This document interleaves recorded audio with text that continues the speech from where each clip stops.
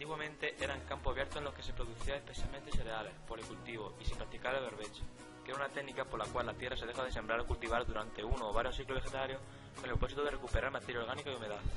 También habían tierras comunales dedicadas a bosques o pastos. La subalimentación. La falta de higiene y los escasos recursos médicos provocaban una elevada mortalidad que era especialmente grave en los recién nacidos. La esperanza de vida era baja y la edad media de los adultos oscilaba alrededor de los 45 años. Su vivienda era muy pobre, hecha de adobe, madera y caña. Tenía una sola habitación en la que toda la familia comía y dormía. Las viviendas tenían un huerto familiar. El trabajo en el campo era muy duro. Toda la familia trabajaba con herramientas muy rudimentarias, hoces, guadañas, azadas y arados romanos. Los campesinos más ricos usaban boyas para tirar del arado y los pobres lo hacían a mano, azadas. Para fertilizar la tierra lo hacían con el ganado. Los de mejor posición podían criar algún animal como gallinas, corderos, cerdos o terneros.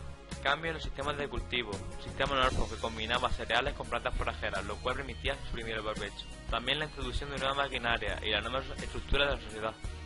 El aumento de la población, gracias al aumento de la natalidad y a la disminución de la mortalidad, lo cual hizo que la esperanza de vida creciera gracias al avance médico e higiénico. Buscando una mejor vida, muchos de ellos se mudaron a la ciudad, donde pasaron a trabajar en la industria y a vivir en los barrios obreros, aunque continuaron en la miseria.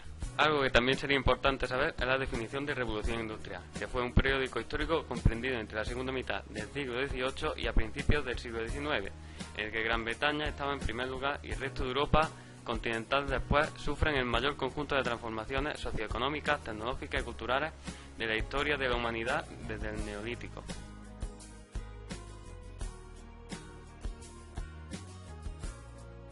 En 1750 había dos ciudades, Londres y Edimburgo, que alcanzaban entre las 2 a los 50.000 habitantes. En el siglo XIX, solo un 2% de la población europea vivía en las ciudades. Las calles no estaban pavimentadas, porque cuando llovía se llenaban de barro. No había alcantarillado y tampoco había un servicio de recogida de basura. Los edificios tenían varias plantas y la calidad de la edificación era muy baja, por lo que no tenían ni agua, ni baños, ni electricidad. La principal función de las ciudades era la militar. Por este motivo tenían calles estrechas y todas estaban rodeadas de murallas, con plazas escasas y estrechas. Había también ciudades que unían esta función militar con otras de tipo político, económico o religioso. Las ciudades comerciales estaban dotadas de un buen puerto y las calles, aparte de ser muy estrechas, estaban muy sucias y los niveles de higiene de los núcleos urbanos eran inferiores a los de las aldeas. Por este motivo, las epidemias se extendían por las ciudades de una forma muy rápida. Los trabajadores empezaron a trabajar en fábricas, por lo que se trasladaron a la ciudad, y esto hizo que las ciudades creciesen. La emigración interior hacia las ciudades procedió, en su mayoría, de las áreas rurales circundantes.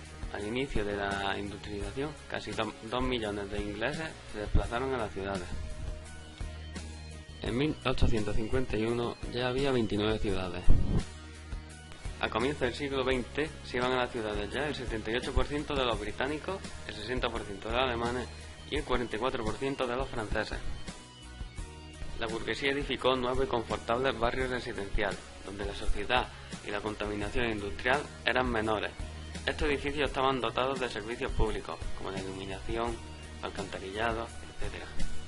Como podéis ver, en la ciudad del antiguo régimen todo se llevaba a cabo mediante aperos y herramientas bastante simples, y en las ciudades a partir de la revolución industrial todo se llevaba a cabo mediante fábricas y herramientas más complejas.